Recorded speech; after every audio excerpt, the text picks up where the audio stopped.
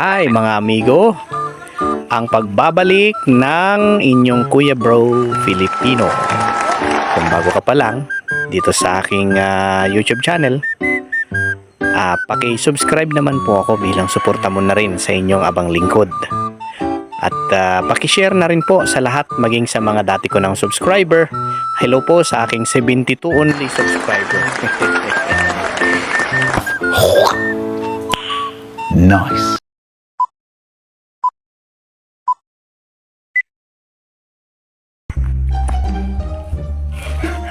Ayan, kung napapansin po ninyo, nandito po ako ngayon sa lugar na kung saan dito po ako nagtanim noon, pero paumanhin po sa lahat dahil hindi ko na po naipakita kung paano po namin ito pinakinabangan. Pero sinasabi ko po, ito po ay talagang napakinabangan po namin.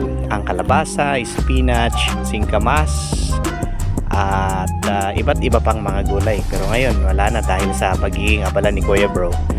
Marami na pong napabayaang mga programa. When? Hindi nga.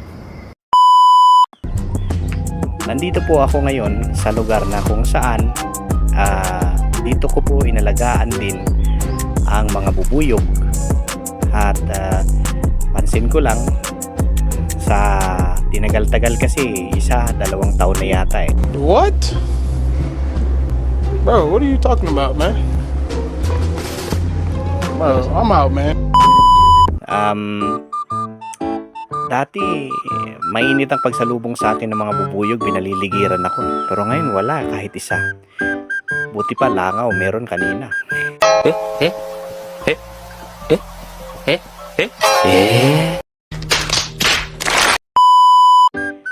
Pero hanapin natin, baka sakaling nandyan lang yan. Okay, may nakikita ba kayo?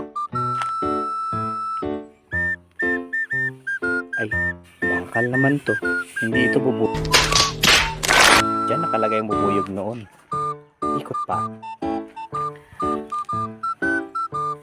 Ay, ito, box ito, no? Baka ito. Pero bakit walang humuhuni na bubuyog? Nandiyan ba kayo?